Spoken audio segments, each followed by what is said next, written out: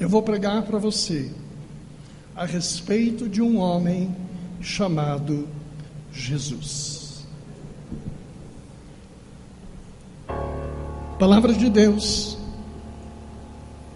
começa no livro de João, no capítulo 9, no versículo 11.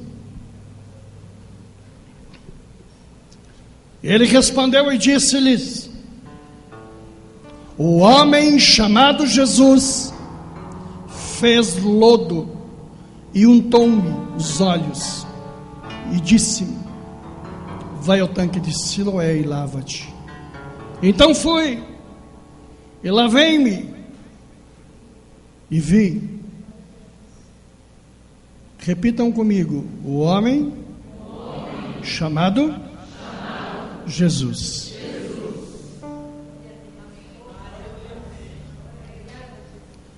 Outro texto, Salmos 24:10. Quem é este Rei da Glória? O Senhor dos Exércitos. Ele é o Rei da Glória. Repitam comigo: Ele é o Rei da Glória.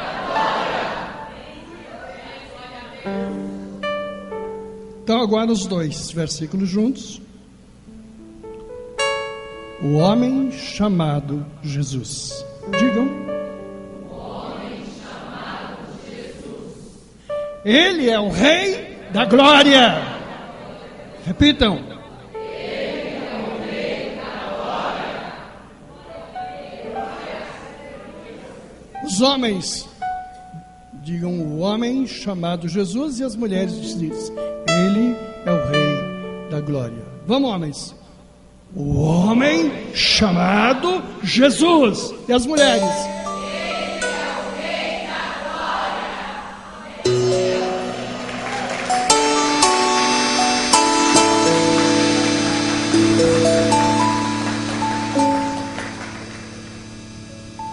São os dois momentos de uma mesma pessoa.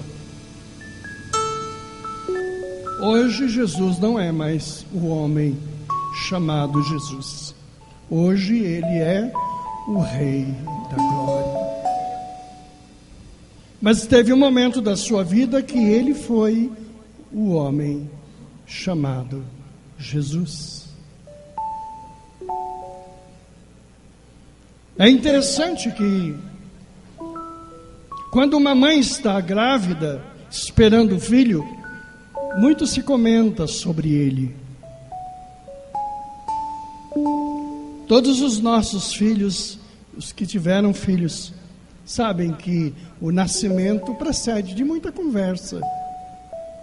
A expectativa faz falar-se muito daquele que vai chegar. Mas este homem chamado Jesus foi muito mais do que isso. Porque 1000 anos antes dele vir, não foi 9 meses durante a gravidez, 1000 anos antes, já falavam dele. Se você vê os cristãos falando de Jesus, católicos, protestantes, é óbvio, é nosso Rei, é o nosso Senhor. Mas falaram dele muito antes de que o cristianismo existisse, muito antes de qualquer igreja cristã se levantar. Salmo 1000 anos antes de Cristo. Deus meu, por que me desamparaste? Porque te alongas das palavras do meu bramido e não me auxilias. Texto bíblico na Torá, 1000 anos. Quem que está clamando isso? 1000 anos antes dele, falando as suas palavras.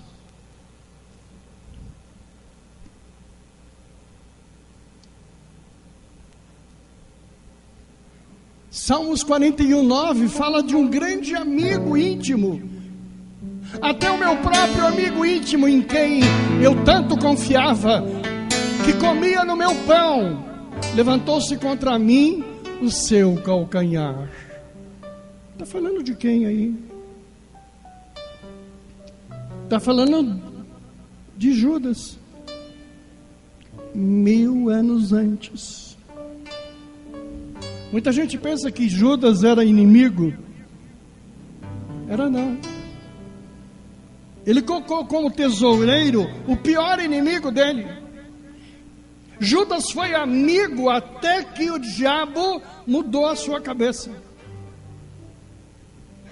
Apesar de ser um homem comprometido, perigoso, suspeito, o Senhor o colocou como tesoureiro entre os apóstolos. 1000 anos antes, falando de Judas, e já dizendo do melhor amigo do Senhor Jesus.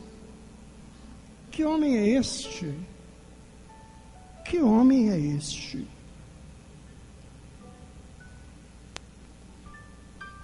Setecentos anos agora. 700 anos antes. O profeta Isaías escreve na Torá: porque um menino nos nasceu, um filho se nos deu,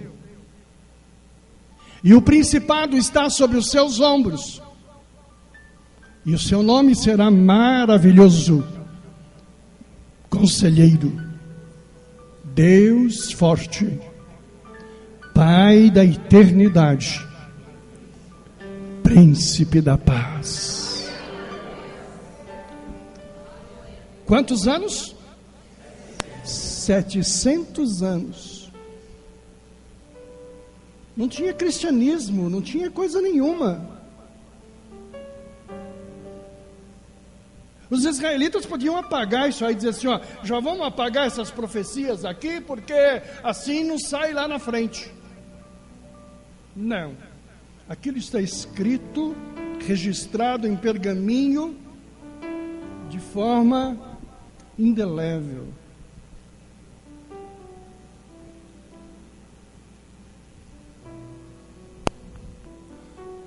Isaías no mesmo tempo. Olha o que Isaías diz. Mas ele foi ferido pelas nossas transgressões e moído pelas nossas iniquidades. O castigo que nos traz a paz estava sobre ele, e pelas suas pisaduras fomos sarados. 700 anos antes, já se falava daquele homem. Ele era diferente, ele era especial. Você vai encontrar na palavra muito isso. Mas Zacarias, menos do que 700 anos, fala de onde iria vir. Zacarias diz: alegra-te muito, ó filha de Sião, exulta, ó filha de Jerusalém, eis que o teu rei virá a ti, justo e salvador, pobre, montado sobre um jumento, sobre um asninho, filho de jumenta. 300 anos falando da entrada dele de Jerusalém, a entrada dele no jumentinho. A palavra já falava deste homem. Homem especial este. Miqueias diz: e tu, Belém, Efratá, posto que pequena entre as milhares de Judá, de ti me sairá o que será o Senhor em Israel, e cujas origens são desde os tempos antigos, desde os dias da eternidade. Falando de que cidade ele vem. Qual é a origem dele? Este homem era muito especial. Mas por que este homem foi perseguido? O que havia de especial neste ser? Por que tanta coisa durante tantos anos focaliza este homem? E aí eu volto para Gênesis, quando Deus criou o homem para que ele o adorasse. E todos nós sabemos que Deus fez um lugar especial, criou um casal, tudo que o homem precisava lhe deu, até a mulher. Não é bom que o homem ande só, nem a mulher ande só. Foi o homem criado para a mulher e a mulher para o homem. E nós nos completamos. O amor de um homem e uma mulher é algo abençoado, bonito.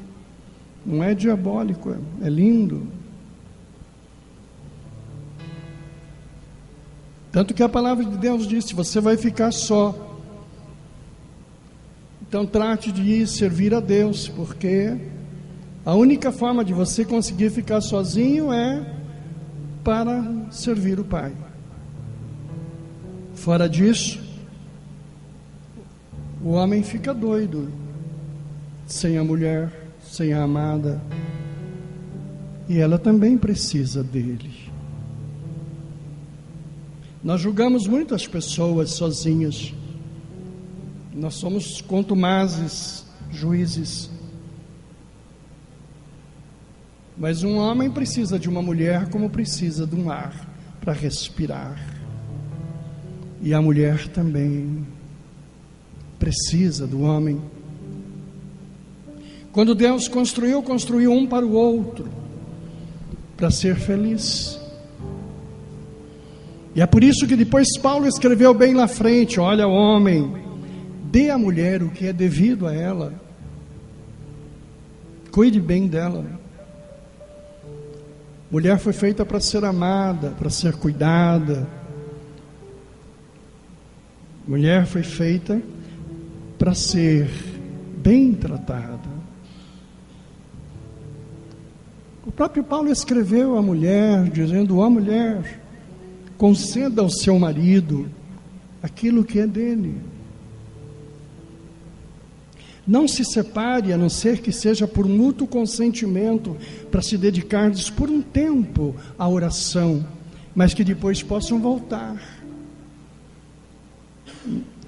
Nós precisamos da amada e a mulher do seu amado. Mas naquela situação do jardim, há uma interferência maligna de um ser destruído e derrotado, que vem para quebrar esta harmonia. E esse ser maligno se manifesta de forma cruel, seduz a mulher e a faz desobedecer. Pela desobediência da mulher e depois do homem, veio o pecado sobre o jardim, e ali aconteceu algo pior do que todas as coisas, porque foi impedido a volta ao jardim, a retomada da vida. Mas o pior não é isso. O pior é que a vitória satânica sobre Adão e Eva deu legalidade ao diabo. Pelo pecado, pela desobediência, o diabo virou dono de tudo aqui. A desobediência da mulher e do homem deu legalidade a Satanás. E agora não haveria mais paz, não haveria mais harmonia, não haveria mais salvação, não haveria mais nada, porque estava na mão dele, o domínio, não só do homem, mas de todas as coisas. Esta terra ficou sob domínio satânico. Ele era o Todo-Poderoso. Então veio a profecia de Gênesis 3:15, dado pelo próprio Senhor. Essa palavra, a primeira palavra profética na Bíblia é esta. E exatamente ela veio para quebrar a legalidade de Satanás. E porém inimizade entre ti e a mulher, entre a tua semente e a sua semente. Esta te ferirá a cabeça, e tu lhe ferirás o calcanhar. O Senhor está dizendo: Satanás, nascerá uma criança, nascerá um ser que vai pisar na tua cabeça. A ti, Satanás, te digo: porei sobre esta terra um ser que vai quebrar a tua legalidade.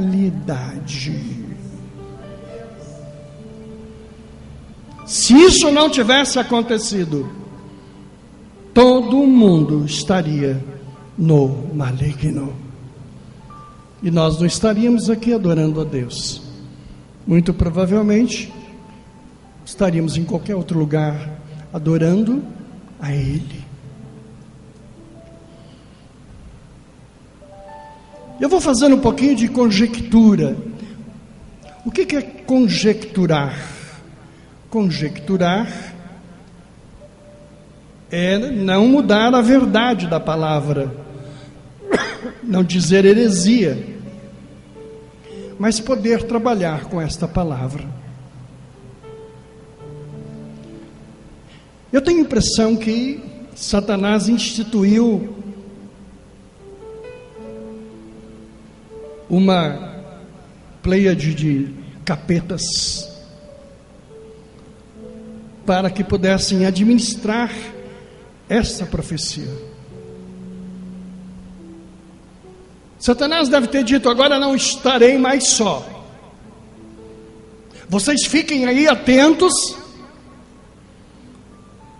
porque temos que matar esse menino, este homem, de forma que ele não tenha o poder de pisar sobre a minha cabeça. E desde então, cada fato tem o envolvimento satânico e maligno para que o menino seja neutralizado nesta ação de pisar, de tirar a legalidade do diabo. A partir daí, eles ficam olhando os acontecimentos. O primeiro grande homem que apareceu foi Abraão. Um capetinha diz: olha, apareceu um Abraão aí. O anjo está dizendo que ele será pai de uma grande nação. O anjo está dizendo de que ele vai se multiplicar como as estrelas dos céus. E os capetas estão eufóricos, dizem: olha aí, pode ser Abraão. O diabo então se interessa para olhar de perto Abraão. Mas havia uma promessa de Deus a Abraão sobre um filho que ele teria na sua velhice. E Abraão creu, mas não teve paciência de esperar. E aceitou abreviar. Foi-lhe dado a escrava Agar.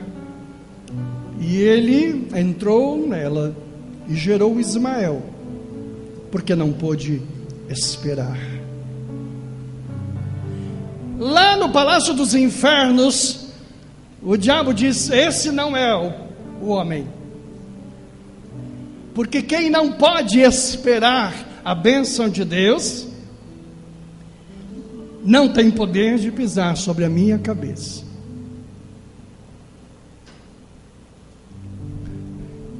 Quando você não tem paciência para esperar o tempo de Deus, você não é um abençoado. Todo abençoado espera o tempo de Deus.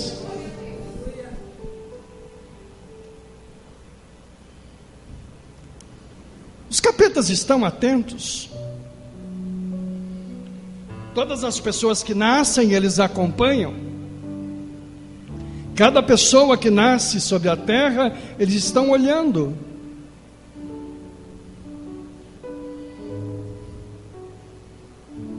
Que coisa interessante. Que coisa interessante.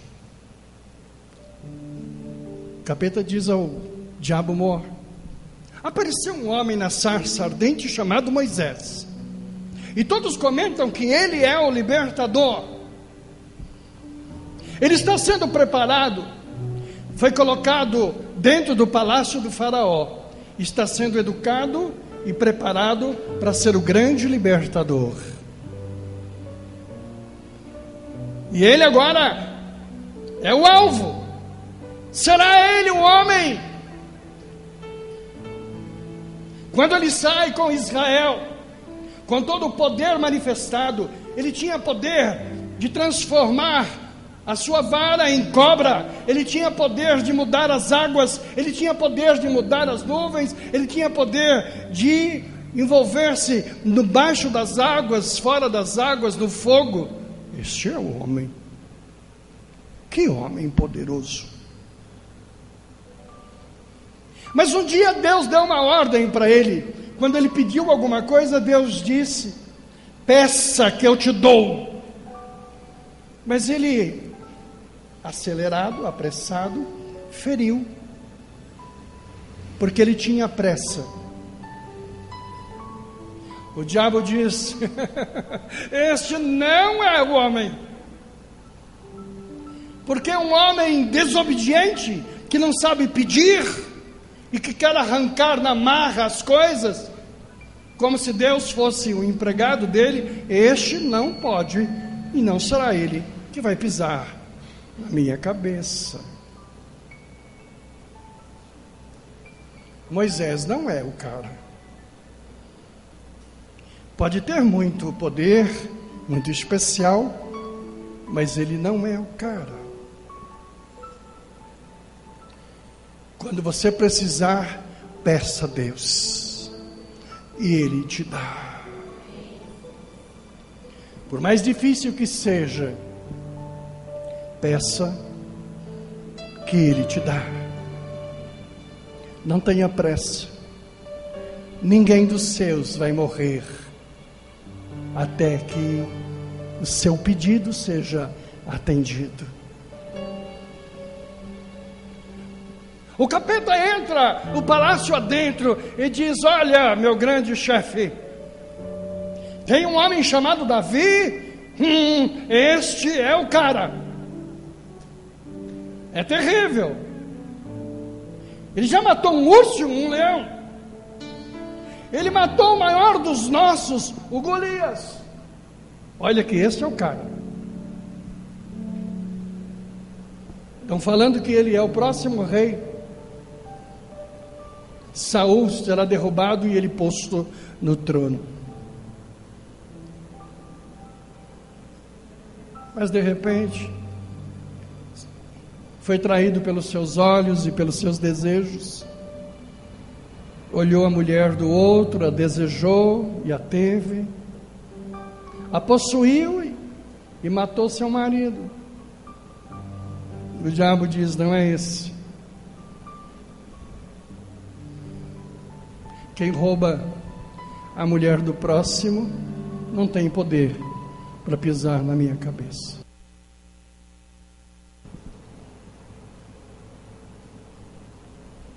E vai de um a um. Os capetas estão controlando a cada serzinho que nasce.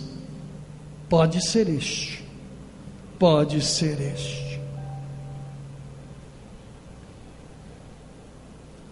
até que eles ficam surpresos. Senhor Capeta, está acontecendo um milagre lá embaixo, ou lá em cima. O anjo Gabriel está dizendo a uma mulher de que ela dará luz. E o anjo está dizendo de que o óvulo dela não será fecundado por um espermatozoide. O anjo está dizendo que o Espírito Santo vem e fecunda o óvulo. E ela vai engravidar. Olha, seu Capeta, nunca nasceu ninguém com um óvulo enxertado que não seja por espermatozoide. O inferno fica de plantão. Milagre. Milagre. Capeta já vem da ordem. Vai a liderança, diz: matem todas as crianças, matem todos que nascerem sejam mortos. Por favor, vamos matar todos, para que ele não nasça. Maria gorda, seu marido saem fugidos. Senhor Capeta, um grande problema.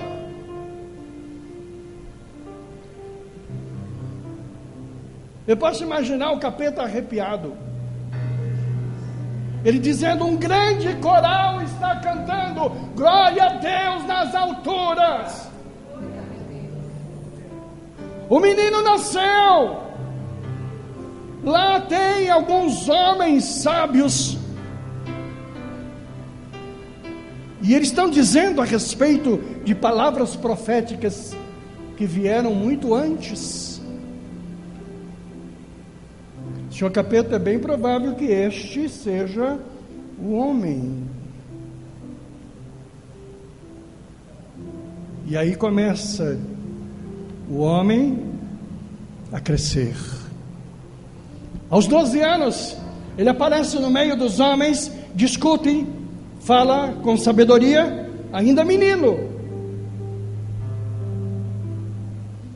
Mas durante 30 anos ele fica cuidando das suas coisas. E a primeira vez que ele aparece é numa festa de noivado. E mostra seu primeiro fruto. Transforma a água em vinho. E o texto da transformação diz: só ele pode transformar. E quando ele transforma para melhor. Diga: só Jesus pode transformar. E o que ele transforma? O faz para melhor.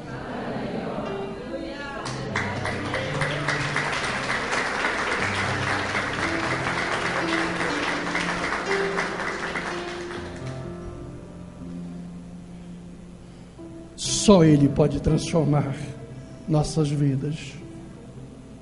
Só Ele pode fazer mudar nossas vidas.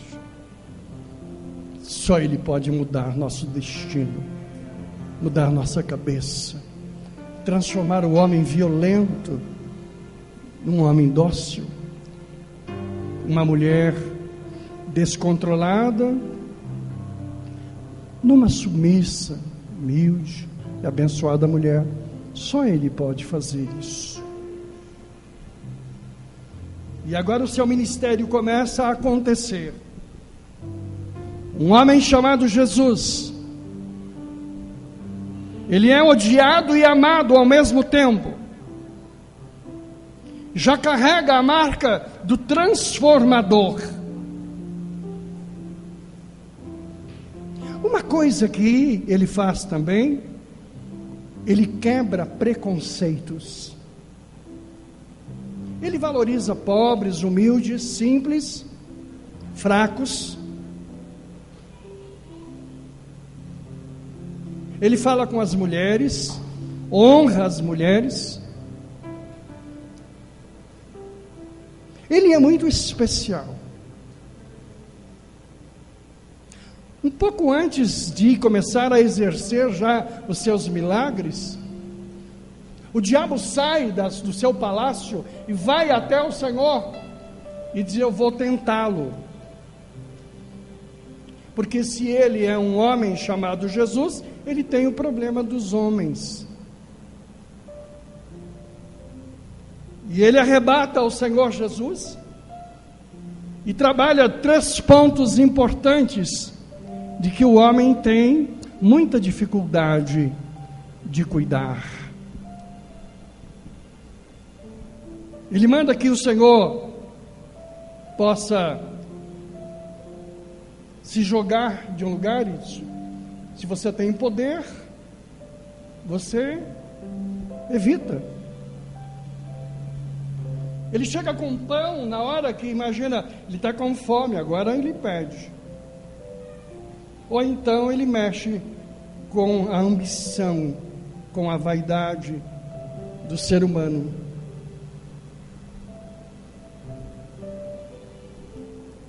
São 3 coisas que o diabo nos ataca, como atacou o Senhor. O primeiro é em relação à nossa fraqueza. Quando estamos fracos, o diabo crê que nós vamos desistir. Quando você está fraco, quando você está com fome, ele acredita que um prato de comida, uma lentilha qualquer, compra a sua fé. Milhares e milhares de cristãos morrem na hora da fome. Muitas vezes o diabo aproveita do teu aperto para tirar a tua alegria. Aproveita do teu aperto para te oferecer alguma coisa que substitua aquilo. Tome cuidado no momento da fraqueza, é o momento mais difícil da nossa vida. Porque o diabo entra com tudo, ele vem com todas as forças, porque ele crê que você, com fome, não vai rejeitar pão.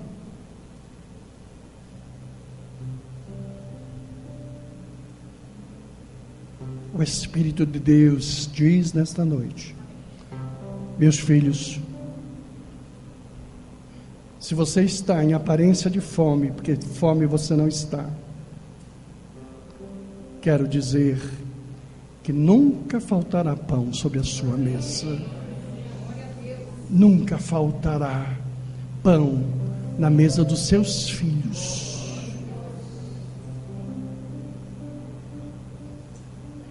Não há por que desistir da tua fé neste momento de dificuldade. Não há razão para isso. Na tentação de Jesus, o diabo também lhe diz: joga-se daí, você não tem poder. O Senhor poderia exibir o seu poder, ele poderia mostrar que ele é muito mais do que um super-homem, mas o Senhor Jesus não ficava por aí mostrando o poder. A coisa pior que tem no âmbito espiritual é alguém ficar demonstrando poder, até porque o homem não tem poder nenhum. E fico vendo essas pessoas enriquecendo, usando o poder de Deus. Olha os meus aviões, olha as minhas fazendas, olha todo o dinheiro que eu tenho. Tendo ganho, usando o poder. O poder de Deus não se exibe. De graça recebei, de graça dai.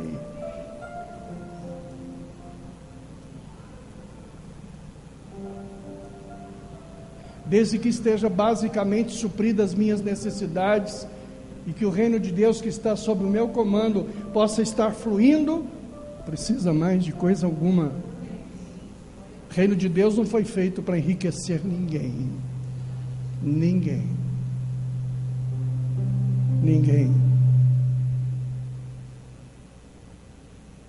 O Senhor Jesus nunca exibiu poder. E a terceira coisa da tentação que o diabo fez ao Senhor Jesus: se me adorares, peça que eu te dou. Esse é um horror. Porque pega também a gente naquela que é a nossa maior fraqueza, é a ambição. Se você perder o seu carro hoje, como é que continua a tua vida? Você chegar aqui no estacionamento e o carro foi embora.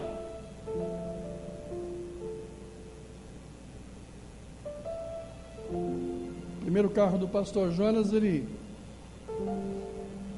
botou o carro no banco, entrou para fazer um pagamento, e de dentro do banco ele assistiu os ladrões levando o carro embora. Ele disse: olha lá, estão levando embora. Pai, os ladrões levaram o carro embora. Disse: tá bem, Deus vai dar outro. A vida continuou da mesma forma.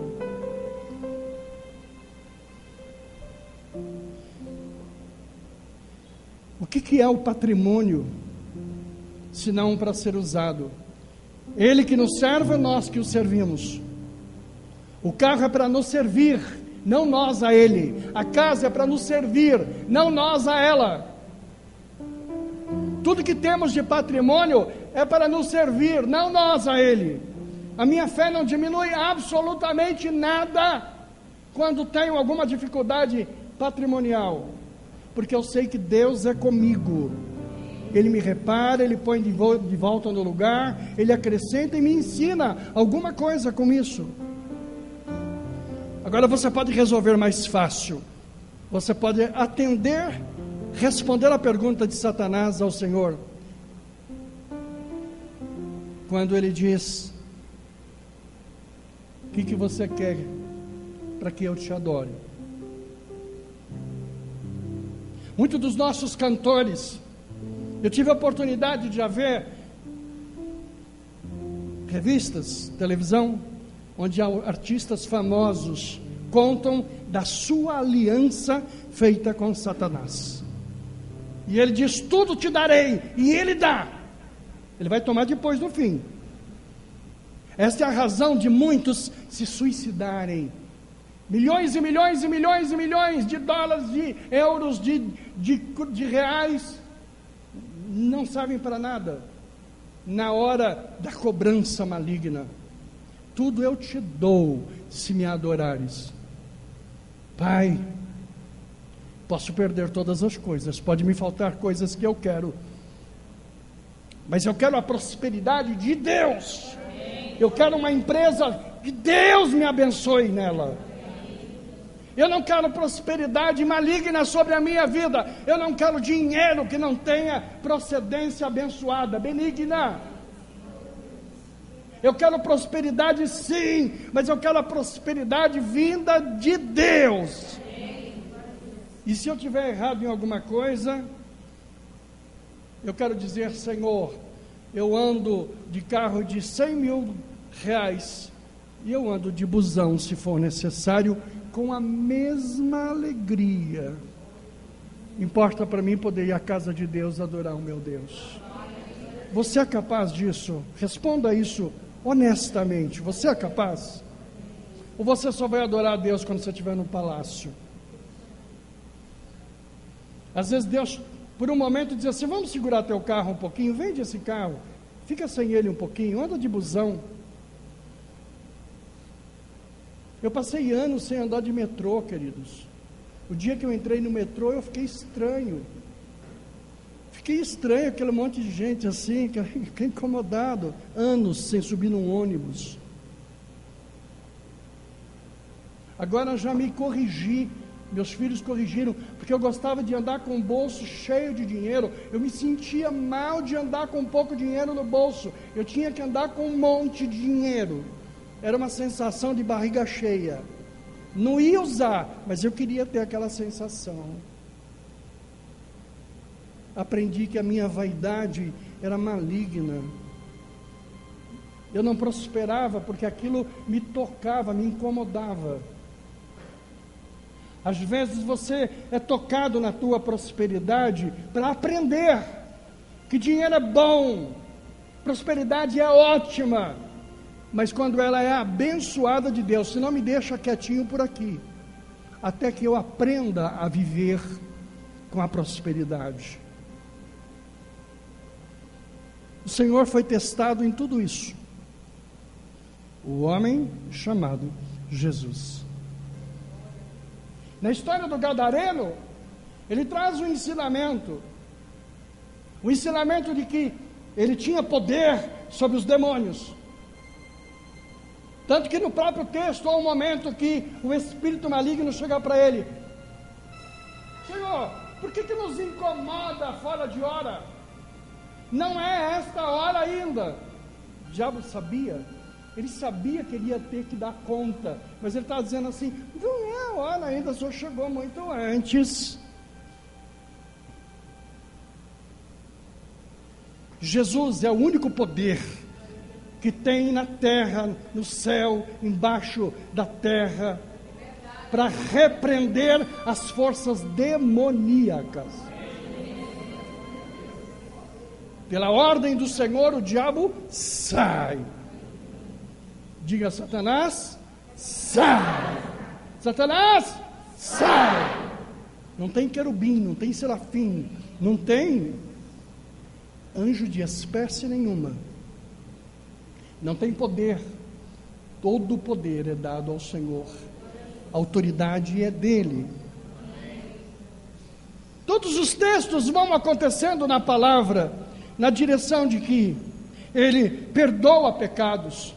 É o único que pode dizer: os teus pecados estão perdoados. Quando aquele homem desce pelo telhado, ele diz essas palavras: os seus pecados estão perdoados. Ele tem uma das coisas mais poderosas, e ela foi manifesta em João 11, no episódio de Lázaro. É o único que tem o poder sobre a morte. Por isso ele diz: cheguei, não cheguei atrasado, como a irmã de Lázaro achou, e diz: ele só dorme, porque agora ele sai daí. Só Jesus tem o poder sobre a morte. Não tem Buda, não tem religião, não tem filosofia, não tem nada que tenha poder sobre a morte. Só o Senhor Jesus. E o diabo sabe disso. E o ministério dele vai acontecendo. O poder de misericórdia que estava no Senhor, quando ele vê o cego de Jericó, e o cego manifesta aquilo que ele queria. Ele clamava e clamava e clamava, e o povo dizia assim: para de chamar, para de clamar. Você tem parado de clamar, mas a misericórdia do Senhor não diminuiu sobre você. Toda vez que você clamar, Ele responde, porque Ele é o Deus da misericórdia.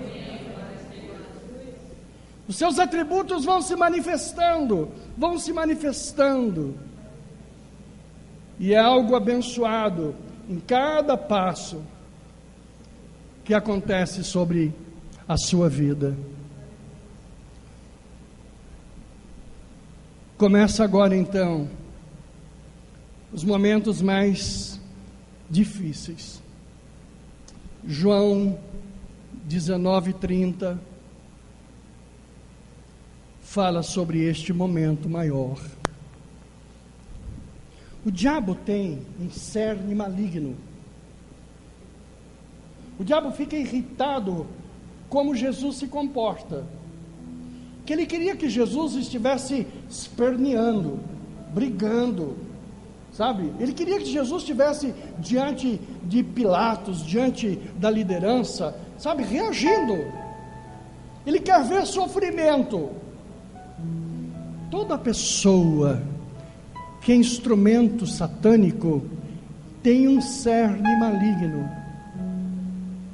Não sei se você já teve a oportunidade, tem gente que parece anjo, mas a sua cabeça é maligna.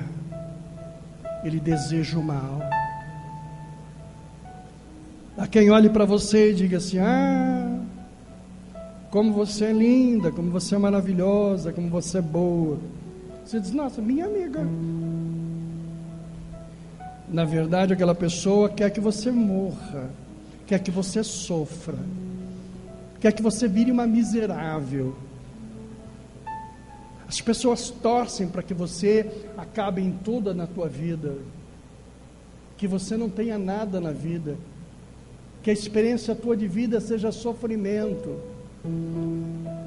Algumas pessoas ficam irritadas quando você passa com a sua família. As pessoas ficam irritadas quando entram na tua casa e tudo vai bem. As pessoas ficam irritadas quando você compra uma roupa melhor, quando você tem uma coisa melhor. Isso é influência satânica. O diabo era assim em relação a Jesus. Com tudo que está acontecendo, esse homem não reclama. Com tudo que está acontecendo, ele está quieto. Houve um momento que eles chegavam na prisão de Jesus, e Pedro tira a espada e corta a orelha do soldado, e o Senhor diz: pode parar, pode parar. Se eu quisesse cortar a orelha de alguém, eu chamaria legiões de anjos, acabaria com essa festa agora aqui. Sabe o que é legiões de anjos? Uma legião é 70 mil anjos. No Velho Testamento tem lutas onde um anjo matou 185 mil soldados. Se um anjo matou 185 mil, 70 mil anjos mataria quantos? O mundo inteiro. No entanto, o Senhor diz: pode parar, não vai fazer justiça com a orelha de ninguém.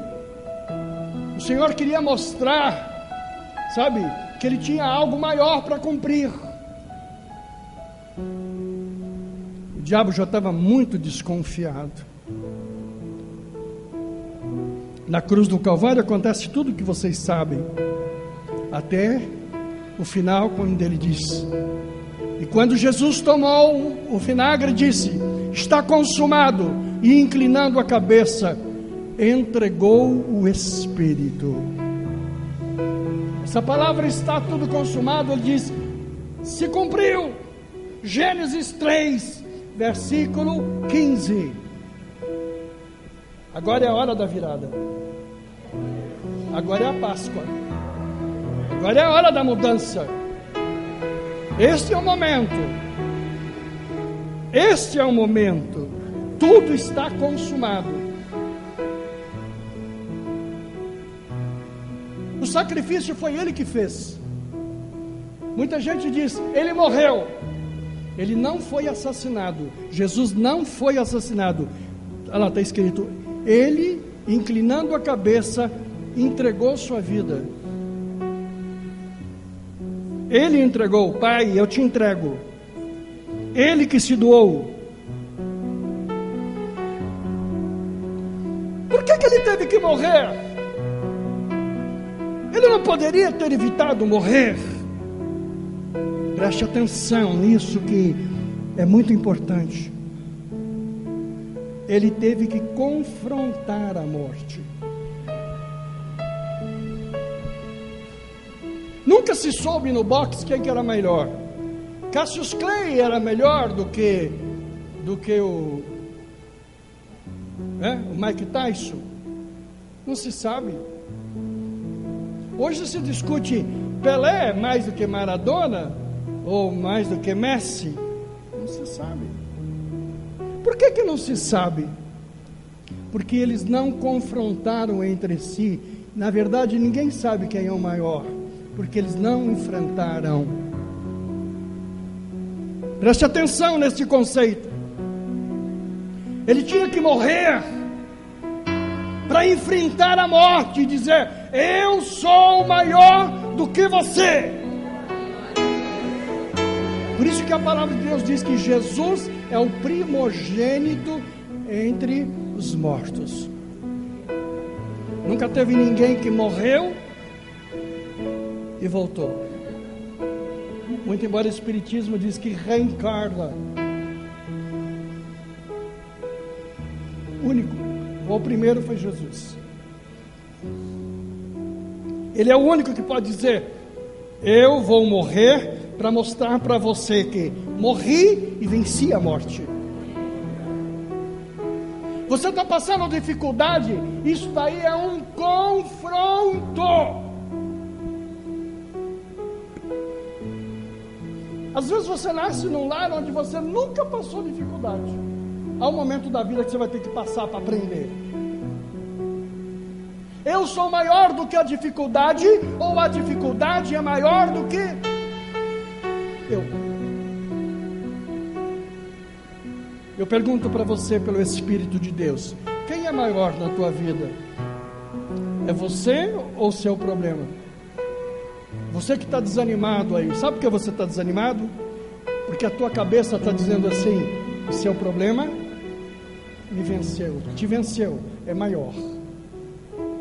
Por isso que você quer morrer, por isso que você quer ir embora, por isso que você desistiu da vida, por isso que você está aí abatido, porque o teu problema é maior. Em nome do Senhor Jesus, que essa palavra possa dizer assim: vou enfrentar o problema e mostrar que eu sou maior do que ele.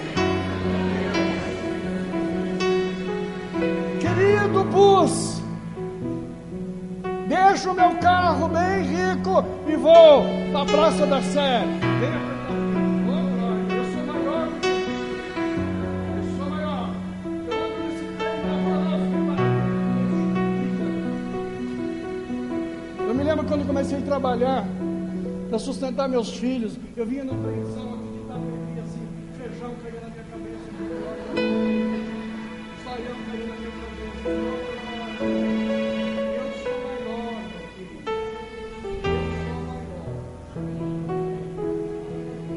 Eu sou capaz de olhar para o meu bolso e dizer assim: só tem 10 aqui, 10, eu sou maior do que você. Porque tem gente que diz assim: o 10 é maior do que eu.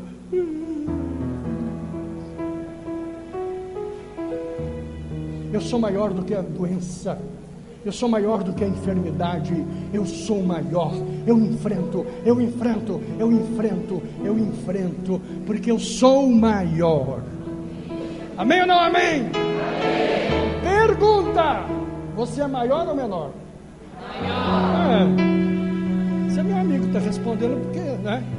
Estou falando, se responda no teu coração. Essa é a verdade. A verdade de você para você. Marido, olha para a mulher e diz assim: mulher, você vence ou é vencida? Marido, você vence ou é vencido?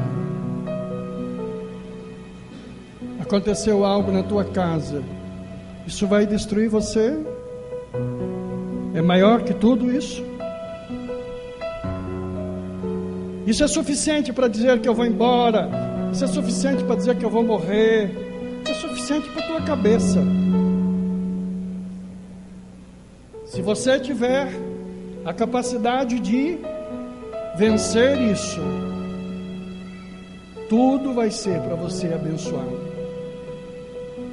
O plano de salvação estava completado. Você não precisa fazer nada. Você não precisa andar a pé daqui a Aparecida do Norte. Você não precisa andar de joelhos no Pacaembu. Você não precisa passar fome. Você não precisa nada. Tudo já foi feito por Ele.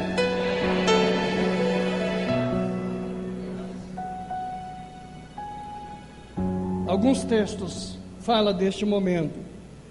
Vamos ler Efésios 4, 8 a 10. Pelo que diz: subindo ao alto, levou o cativo cativeiro e deu dons aos homens.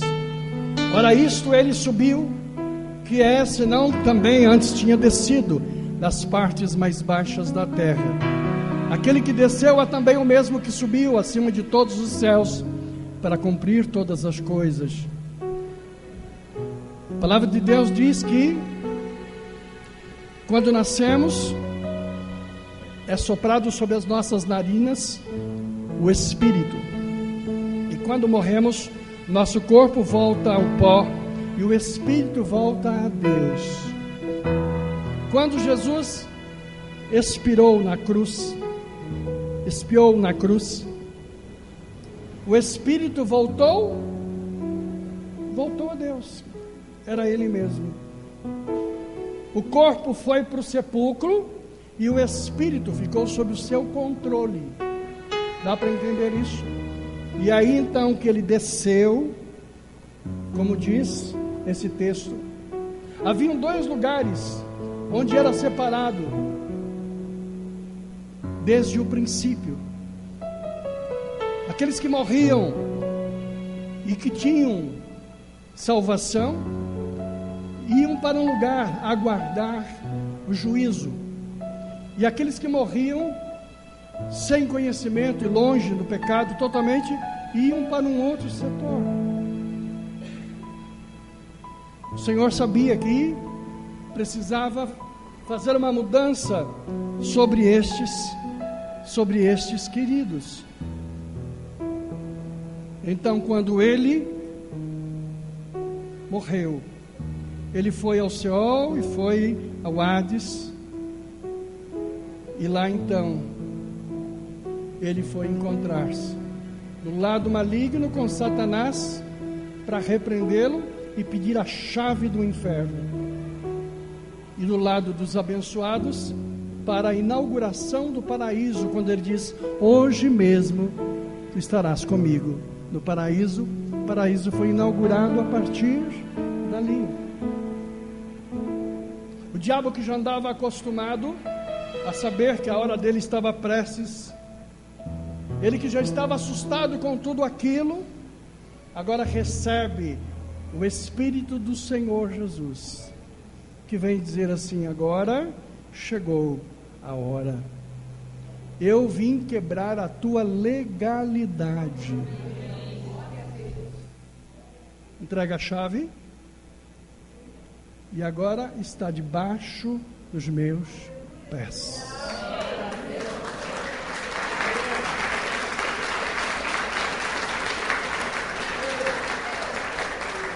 Foi nesse momento que o pecado de Adão e Eva foi restaurado. Foi nesse momento que o diabo perdeu a oportunidade. Foi neste momento.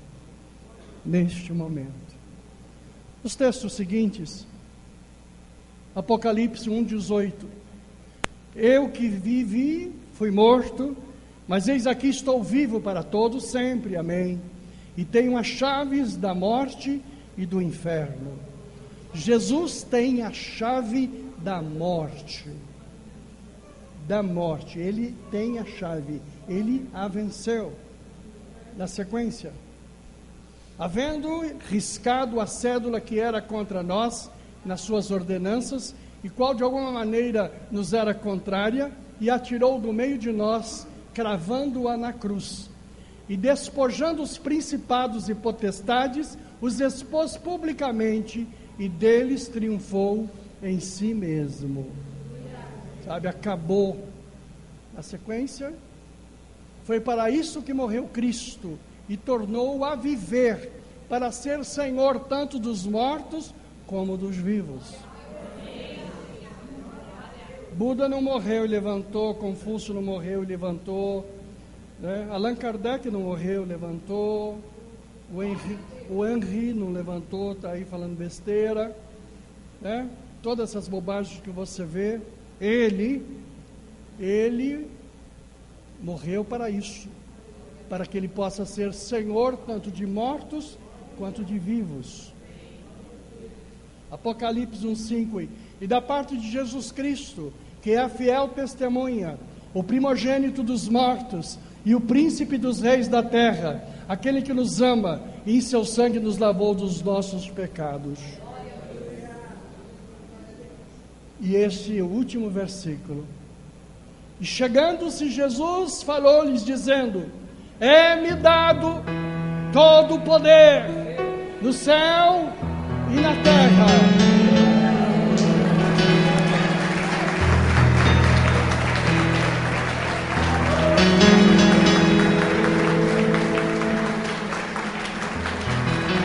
Essa é a palavra final.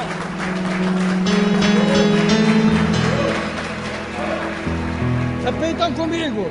É-me dado todo o poder no céu e na terra.